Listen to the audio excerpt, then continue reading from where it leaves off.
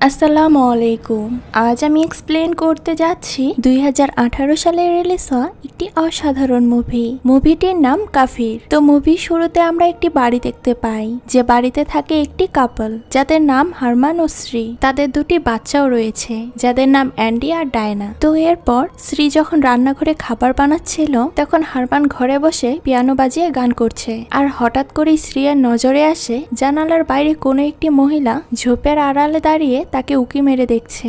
এটা দেখার পর শ্রী বেশ কিছুটা ভয় পায়, তবুও সে এই সবকিছু ইগনোর করে খাবার টেবিলে খাবার সার্ভ করতে ব্যস্ত হয়ে যায়। হঠাৎই শ্রীয়ের মনে পড়ে তার ছেলে অ্যান্ডি এখনো ঘরে ফিরেনি। এই কথাটা শোনার পর হারমান তাকে বলে যে তাদের ছেলে এখন বড় হয়েছে, এখন আর এইসবে বাধা দিও না। এরপর হঠাৎই হারমানের গলায় কিছু একটা আটকে যায় এবং তার মুখ থেকে রক্ত বের হতে শুরু করে। এটা দেখে শ্রী খুবই ঘাবড়ে যায়, এমনকি তার মেয়ে ডায়নাও খুব ঘাবড়ে যায়। শ্রী তখন তার মেয়ে ডায়নাকে বলে ডক্টরকে কল করার জন্য।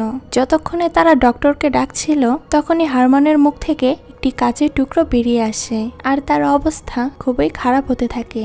এমন সময় সেখানে তার ছেলেও চলে আসে, কিন্তু কোনোভাবেই তারা হারমানকে বাঁচাতে পারে না। সেখানেই তার মৃত্যু হয়। এরপর আমাদের কবরস্থানের দৃশ্য দেখানো হয়, যেখানে দেখা যায় যে হারমানকে কবর দেওয়ার পর শ্রী খুবই ভেঙে পড়ে। তার সাথে অ্যান্ডি আর ডায়নাও ছিল।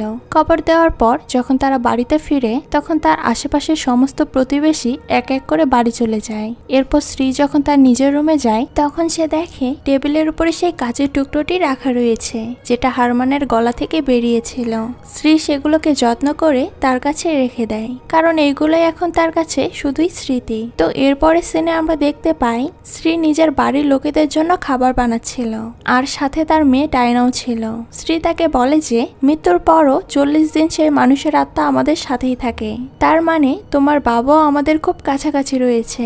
এটা শুনে ডায়না বেশ অবাক হয়, আর সে তার নিজের আশেপাশেও তাকিয়ে দেখে। তখনই সে হঠাৎ করেই খেয়াল করে দরজার পাশেই কেউ একজন দাঁড়িয়ে আছে। সে তাকে আচমকা দেখে ঘাবড়ে যায়। ওই লোকটির নাম ছিল সেলিম। সে একজন মালি। সে এসব কাজ করে জীবিকা নির্বাহ করে। তাই শ্রী তার নিজের ঘরে যে লিকেজটা হয়েছিল সেটা সারানোর জন্য তাকে ডেকে পাঠিয়েছিল।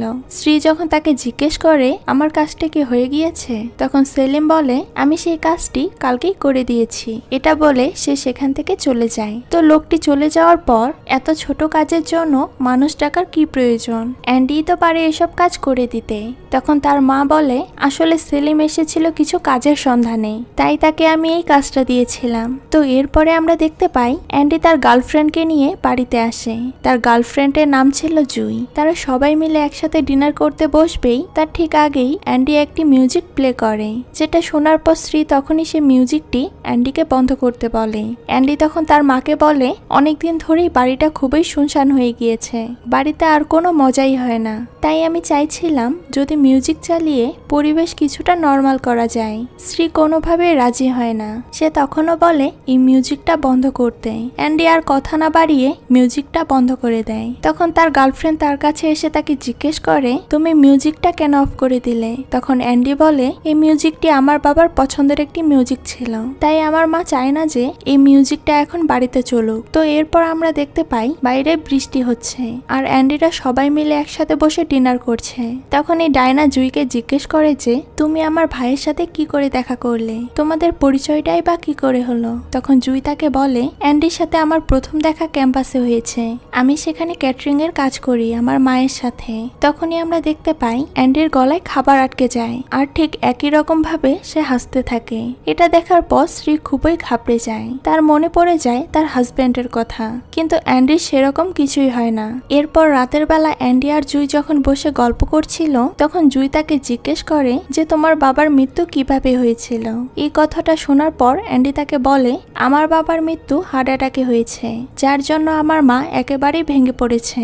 এসব বলার পর হঠাৎ করেই রান্নাঘর থেকে একটা আওয়াজ ভেসে আসে, যেন কিছু প্লেট ভেঙে পড়ে গিয়েছে। এই আওয়াজটি শোনার পর সবাই রান্নাঘরের দিকে ছুটে যায়, আর সেখানে গিয়ে দেখে শ্রী মেঝেতে পড়ে রয়েছে। হয়েছে।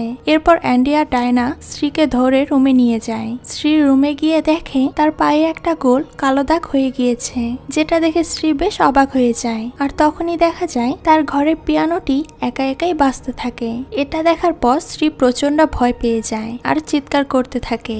এমন সময় সেখানে অ্যান্ডিও চলে আসে। এরপর অ্যান্ডি তার মাকে বিছানায় শুয়ে দিয়ে সে সেখান থেকে চলে যায়। হঠাৎ শ্রীয়ের নজর পড়ে ঘরের ছাদের দিকে। ছাদেও সেই সেম চিহ্ন যেরকম শ্রীয়ের পায়ে হয়েছে। তো পরের দিন সকালে উঠে শ্রী আবারও সেলিমকে বলে তাদের বাসার লিকেজটি ঠিক করে দিতে, কারণ শ্রীর মনে হচ্ছিল ছাদের এই চিহ্নটা লিকেজের কারণেই হয়েছে। শ্রী সেলিমকে লিকেজটি ঠিক করতে বলে রান্নাঘরে চলে যায়। এরপর সে খাবার তৈরি করে যখন টেবিলে রাখতে যায় তখন সে দেখে তার ছেলে অ্যান্ডি ঘরের দিকে যাচ্ছে। আর তখনই অ্যান্ডি তাকে বলে আজ তুমি চিকেন বানাও। এই কথাটা শুনে শ্রী বলে তোমার বাবার মৃত্যুর পর থেকে আমি চিকেন বানানো ছেড়ে দিয়েছি।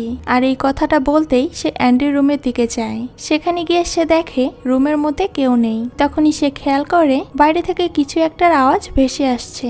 সে যখন উকি মেরে বাইরের টেবিলের দিকে তাকায় তখন সে দেখে টেবিলের উপরে যে রান্না করার ডিশগুলো ছিল সেগুলো আচমকা একাই মাটিতে পড়ে যায়। এটা দেখার পর শ্রী প্রচন্ড ভয় পেয়ে যায়। হঠাৎই তার চোখ পড়ে জানালার দিকে আর সে দেখে একটি লোক জানালার পাশ দিয়ে চলে যাচ্ছে। এরপর অ্যান্ডিও বাসায় চলে আসে।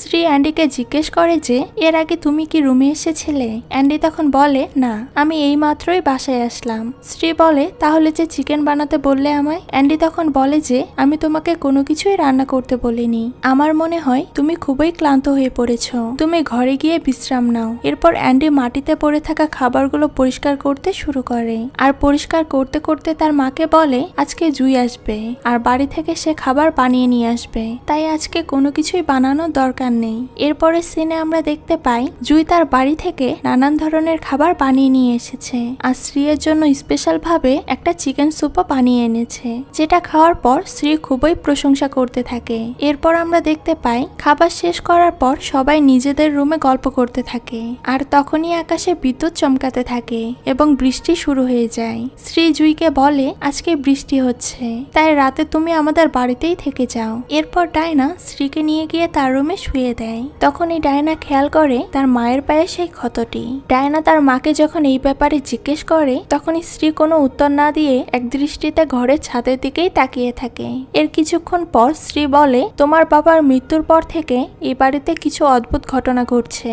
তো এটা শোনার পর ডায়না তার মাকে প্রশ্ন করে অদ্ভুত ঘটনা মানে কি? শ্রী যখন সবকিছু ডায়নাকে বলতেই যাবে তখনই হঠাৎ করেই বিদ্যুৎ চলে যায়। এরপর ডায়না লাইট খোঁজার জন্য অন্য রুমে যেতেই অ্যান্ডি ডায়নাকে ভূত সেজে ভয় দেখায়। এতে সে প্রচন্ড ভয় পেয়ে যায়। তো জুই একটি ল্যাম্প শ্রীয়ের ঘরে রেখে আসে। এরপর রাতের বেলা হঠাৎই শ্রীয়ের ঘুম ভেঙে যায় আর সে দেখতে পায় একটা কালো ছায়া যেন রুমের দেয়াল বেয়ে উপরে উঠে যাচ্ছে। এটা দেখার পর শ্রী প্রচন্ড ভয় পেয়ে জ্ঞান হারিয়ে ফেলে। তো পরের দিন সকালবেলা ডায়না আর অ্যান্ডি শ্রীকে ডক্টরের কাছে নিয়ে যায়। ডক্টর শ্রীকে চেক আপ করার পর কিছু ঔষধ লিখে দেয়। এরপর তারা সবাই বাসায় চলে যায়। তো বাসায় আসার পর শ্রী যখন বসে কফি খাচ্ছিল তখনই সেলিম আসে শ্রীয়ের কাছে আর বলে লিকেজটা আমি ঠিক করে দিয়েছি আর আজকে আমার এখানে শেষ কাজ এবং আমি অন্য কোথাও চলে যাব। এরপরে সিনে আমরা দেখতে পাই সবাই মিলে একসাথে ডিনার করছে। এমন সময় ডায়না বলে ওঠে আমি কালকে স্কুলে যাব না। শ্রী তখন বলে আমি এখন অনেকটা সুস্থ, তুমি স্কুল মিস দিও না। আর অ্যান্ডিও বলে আমরা অবশ্যই বাবাকে অনেক মিস করছি, কিন্তু তবুও আমাদের এখান থেকে বের হতে হবে। তখনই হঠাৎ করেই শ্রীয়ের গলায় কিছু একটা আটকে যায় আর তার মুখ থেকে রক্ত বের হতে শুরু করে। এটা দেখার পর অ্যান্ডি আর ডায়না বেশ ঘাবড়ে যায় আর শ্রীকে সোজা হসপিটালে নিয়ে যায়। এরপর ডক্টর শ্রীকে চেক আপ করার পর অ্যান্ডি আর ডায়নাকে বলে যে শ্রী এখন সুস্থ আছে। তো তারা বাসায় চলে যায়। বাসায় এসে ডায়না শ্রীকে রুমে নিয়ে যায় আর ঘুম পাড়িয়ে দেয়। এরপর হঠাৎই ডায়নার চোখ পড়ে একটি ডয়ারের দিকে। সে ডয়ারে দেখে একটি কাপড় শক্ত করে বেঁধে রাখা রয়েছে। ডায়না সেই কাপড়টি খোলার পর দেখে যে সেখানে একটি কাচের টুকরো রাখা রয়েছে, যেটা দেখে ডায়না বুঝতে পারে এটা হলো সেই কাচের টুকরো যেটা তার বাবার গলায় আটকে গিয়েছিল। ততক্ষণে শ্রী বিছানায় উঠে বসে আর ডায়নাকে বলে কাচের টুকরোটি সেখানেই রেখে দিতে আর রুম থেকে বেরিয়ে যেতে। তো এরপর শ্রী যখন ঘুমিয়ে পড়ে তখন ডায়না আবারও যায় তার মায়ের রুমে আর সেই কাচের টুকরোটি নিয়ে এসে অ্যান্ডিকে দেখায়। ডায়না তাকে বলে তাদের সাথে যে ঘটনাগুলো ঘটছে সেটা খুব খুব একটা নর্মাল নয়, কিন্তু অ্যান্ডি এই সবকিছু বিশ্বাস করে না। তো পরের দিন সকালবেলা অ্যান্ডি আর ডায়না স্কুলে চলে যায়, আর তারা চলে যাওয়ার পর শ্রী জঙ্গলের রাস্তা দিয়ে জার্বোর বাড়িতে পৌঁছায়। জার্বো হলো আসলে একজন তান্ত্রিক। জার্বো শ্রীকে দেখার পর বলে যে 20 বছর পর হঠাৎ তোমার আমাকে মনে পড়লো কেন? তখন শ্রী বলে যে কয়েকদিন ধরে আমার সাথে অদ্ভুত কিছু ঘটনা ঘটছে, তাই আমি তোমার কাছে এসেছি। তো এরপর জার্বো শ্রীর হাতে 2টি ডিম দেয় আর কিছু মন্ত্র পড়তে শুরু করে। এরপর দেখা যায় যে শ্রী সেই ডিমগুলো ভাঙে, আর ভাঙার পর সেখান থেকে কালো রঙের কুসুম বের হয়। তো এটা দেখে জার্বো তাকে বলে দেয় যে তোমার উপরে কেউ ভয়ানক ভাবে কালো জাদু করে রেখেছে, যার জন্য তুমি এই সমস্ত সমস্যার মুখোমুখি হচ্ছ। আর এই কালো জাদু যদি খুব শীঘ্রই ঠিক করা না হয় তাহলে ভয়ানক কিছু ঘটতে পারে। তাই সে শ্রীর সাথে তার বাড়িতে চলে আসে। তো বাড়িতে যাওয়ার পর বাড়ির বিভিন্ন জায়গায় সে কিছু একটা খুঁজতে শুরু করে। হঠাৎ করে জার্বো একটি রুম দেখতে পায় এবং সে সেখানে প্রবেশ করে। রুমে গিয়ে জার্বোর হাতে যে পবিত্র লাঠি ছিল সেগুলো সে মেঝেতে রাখে, আর অদ্ভুতভাবে সেই লাঠির টুকরোগুলো নড়াচড়া করতে শুরু করে। এমন সময় জার্বোর নজর পড়ে একটি ছোট বোতলের ওপর। সে সেই বোতলটি দেখার পর বুঝতে পারে যে সেখানে হয়তো কালো জাদু করা রয়েছে। এরপর জার্বো সেই বোতলের মুখটি খোলার সাথে সাথেই একটা কালো ছায়া বোতলটির মধ্যে প্রবেশ করে। এমন সময় শ্রীও মাথা ঘুরে মাটিতে পড়ে যায়। সেই কালো ছায়াটি বোতলে প্রবেশ করতেই শ্রীর ওপরে করা কালো জাদুর প্রভাবও কেটে গিয়েছিল। তো এর কিছুক্ষণ পরেই জুইও সেখানে চলে আসে। জার্বো সেই বাড়ি থেকে বের হচ্ছে। তো শ্রী জুইকে দেখতে পেয়ে তাকে বাসার মধ্যে নিয়ে যায়, আর তারা দুজন কিছুক্ষণ গল্পও করে। এমন সময় শ্রী লক্ষ্য করে যে তার পায়ের সেই ক্ষতটি আর নেই। তো পরের দিন আবারও অ্যান্ডি আর ডায়না স্কুলে যাওয়ার পর শ্রী জার্বোর বাড়িতে যায়। শ্রীর হাতে একটি ছবি ছিল। সে সেই ছবিটি জার্বোকে দেখায় আর বলে এই ব্যক্তি কি সেই যে আমার উপরে কালো জাদু করেছিল? জার্বো তখন বলে হ্যাঁ, এটাই সে ব্যক্তি। এরপর জার্বো কিছু মন্ত্র পড়তে শুরু করে, আর হঠাৎ করেই দেখা যায় জার্বোর মুখ থেকে রক্ত বের হতে শুরু করে, আর তার পুরো শরীরে আগুন লেগে যায় এবং সে হাওয়াতে ভাসতে থাকে। এই পুরো ঘটনাটি শ্রীর চোখের সামনেই ঘটেছিল, যার ফলে সে প্রচন্ড ভয় পেয়ে যায়, আর সেখান থেকে কোনো রকমে বের হয়ে তার বাসার দিকে যেতে থাকে। অন্যদিকে ডায়নাও স্কুল থেকে বাসায় চলে আসে আর তার মাকে খুঁজতে শুরু করে। এমন সময় ডায়না তার মায়ের রুমে একটি অ্যালবাম দেখতে পায়। এদিকে শ্রীও ততক্ষণে প্রাণ বাঁচিয়ে বাসায় ফিরে আসে, আর বাড়িতে এসে দেখে ডায়নাও বাসায় চলে এসেছে। তো ডায়না তার মাকে দেখে বেশ ঘাবড়ে যায়, কারণ তার পুরো শরীরে রক্তের দাগ লেগেছিল। ডায়না কোনো রকমে তার মাকে শান্ত করিয়ে রুমে নিয়ে গিয়ে শুয়ে দেয়। তো রাতের বেলা ডায়না অ্যান্ডির কাছে যায় আর তাকে এই সমস্ত কিছু খুলে বলে, কিন্তু অ্যান্ডি কোনো কিছুই বিশ্বাস করে না। তো ডায়না যখন দেখে তার ভাই কোনো কিছুই বিশ্বাস করছে না, তখন সে একাই চলে যায় সে সবকিছু তদন্ত করতে। ডায়না প্রথমে জার্বোর বাড়িতে যায়, আর সেখানে গিয়ে সে একটি ছবি খুঁজে পায়। সেই ছবিতে সে একটি বাড়ি দেখতে পায়। তো জুই আর অ্যান্ডি বাড়ি যাওয়ার পথে দেখতে পায় গ্রামের মানুষরা জার্বোর স্ত্রীর উপর খুবই চেঁচামেচি করছিল, কারণ তারা চাইছিল জার্বোর বডিটা যেন কবরস্থানে না দাফন করা হয়, কারণ তারা মনে করত যে জার্বো কালো জাদু করত, তাই তারা চাইছিল জার্বোর বডিটা জঙ্গলেই দাফন করতে। তো এরপর আমরা দেখতে পাই ডায়না সেই ছবিটি নিয়ে সেই বাড়িটি খোঁজার উদ্দেশ্যে বেরিয়ে পড়ে। তো একটা সময় সে সেই বাড়িটি খুঁজেও পায়। এরপর সে বাড়িতে গিয়ে নক করতে একটি ছেলে দরজা খুলে দেয়। ডায়না তাকে অনেক কিছু জিজ্ঞেস করে, কিন্তু ছেলেটি তার কোনো প্রশ্নের উত্তরই দেয় না। তো ডায়না সেখান থেকে তেমন কিছু জানতে না পেরে পাশের একটি বাড়িতে চলে যায়। ছেলেটির পাশের প্রতিবেশী ডায়নাকে বলে যে বহু বছর আগে ওই বাড়িতে লিনা নামের একটি মেয়ে থাকতো। ডায়না তার কাছ থেকে লিনার বর্তমান অ্যাড্রেস নেয়। এরপর আমরা দেখতে পাই অ্যান্ডি তার রুমে বসে মিউজিক শুনছে, আর শ্রীও নিজ রুমে শুয়ে রয়েছে। এমন সময় হঠাৎ করেই শ্রী তার সামনে জার্বোর আত্মাকে দেখতে পায়, যেটা দেখে সে প্রচন্ড ভয়ে চিৎকার করে ওঠে। শ্রীর চিৎকার শুনে অ্যান্ডি আর ডায়না তার রুমে পৌঁছে যায়। শ্রী তাদেরকে জানায় যে জার্বোর আত্মা এখানে এসেছিল। এই সমস্ত ঘটনা দেখার পর অ্যান্ডিরও এখন মনে হতে থাকে যে তার মা আর বোন যা বলছে তা সবকিছুই সত্যি। তো পরের দিন সকালবেলা অ্যান্ডি চলে যায় জার্বোর বাড়িতে, আর ডায়না বেরিয়ে পড়ে লিনা নামে সেই মহিলার উদ্দেশ্যে। অ্যান্ডি যখন জার্বোর বাড়িতে গিয়ে পৌঁছায় তখন সে দেখে সেখানে কেউই নেই। সে যখন ওই বাড়ি থেকে বেরিয়ে আসে তখন তার একটি মহিলার সাথে দেখা হয়। মহিলাটি ছিল জার্বোর স্ত্রী। সে অ্যান্ডিকে জানায় জার্বোকে জঙ্গলের মধ্যে কবর দেওয়া হয়েছে। তো অ্যান্ডি তৎক্ষণাৎ চলে যায় জঙ্গলের মধ্যে থাকা জার্বোর কবরের কাছে। সেখানে গিয়ে অ্যান্ডি দেখতে পায় কবরের মধ্যে জার্বোর লাশটি নেই। এটা দেখার পর সে বুঝতে পারে যে তার মা আর সুরক্ষিত নয়। তাই সে ছুটে বাড়ির দিকে যেতে থাকে এবং অন্যদিকে ডায়না পৌঁছে যায় সেই বাড়ির ঠিকানায় যেখানে লিনা নামের মহিলাটি থাকতো। ডায়না সেখানে গিয়ে তার ভাইকে কল করে, কিন্তু অ্যান্ডির ফোন বন্ধ ছিল, যার কারণে ডায়না অ্যান্ডিকে কিছুই জানাতে পারে না। এরপর অ্যান্ডি আর ডায়না দুজনেই বাসার উদ্দেশ্যে চলে যায়, কারণ তাদের একটাই উদ্দেশ্য ছিল যে তাদের মাকে এই বিপদ থেকে বাঁচানোর। তো ডায়না বাড়িতে ফেরার পর তার মাকে পুরো বাড়িতে খুঁজতে শুরু করে।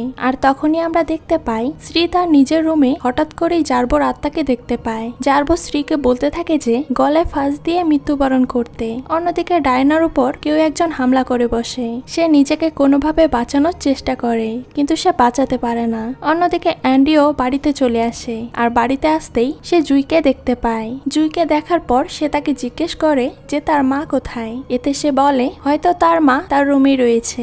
এরপর অ্যান্ডি সোজা চলে যায় তার মায়ের রুমের দিকে, কিন্তু রুমের দরজা ভিতর থেকে বন্ধ ছিল।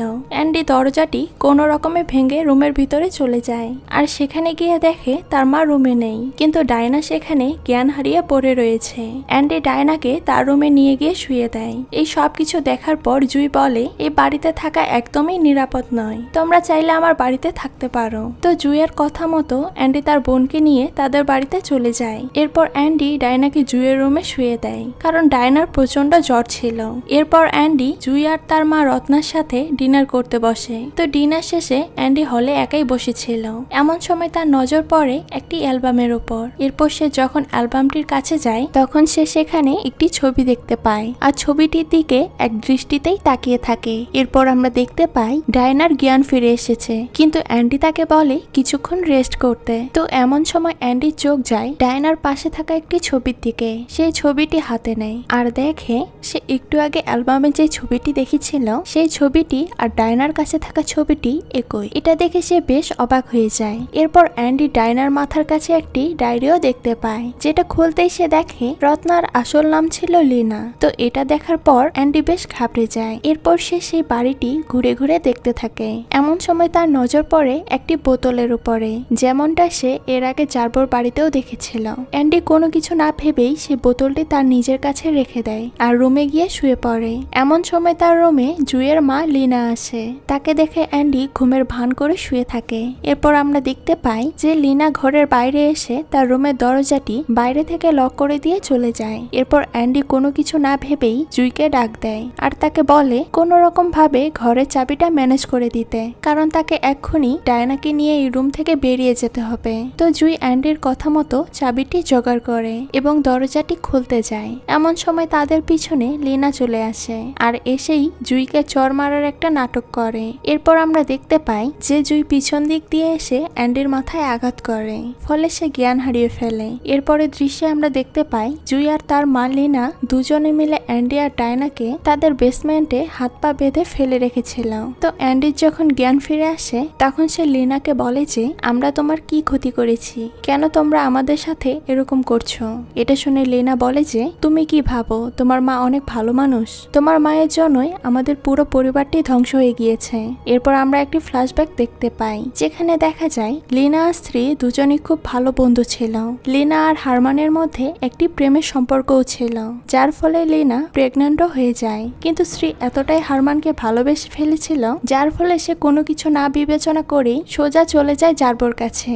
জার্বোর কাছে গিয়ে কালো জাদুর মাধ্যমে হারমানকে তার দিকে করে নেয়, আর হারমানও সবকিছু ভুলে স্ত্রীর প্রেমে অন্ধ হয়ে যায়। এরপর স্ত্রী আর হারমান বিয়ে করে নেয়। সেই সময় লিনা যেহেতু প্রেগনেন্ট ছিল তাই আশেপাশের লোকজন তাকে বেশ কথা শোনাতো, আর এক সময় তাকে গ্রাম থেকেও বের করে দেওয়া হয়। এরপর লিনা অন্য একটি গ্রামে গিয়ে বসবাস করতে শুরু করে, আর সেখানেই তার সন্তানের জন্ম দেয়। এরপর বর্তমানে সিন দেখানো হয় যেখানে আমরা দেখতে পাই স্ত্রী লিনার কাছেই রয়েছে এবং সে তাকে কালো জাদুর মাধ্যমে প্রজেস করে রেখেছে।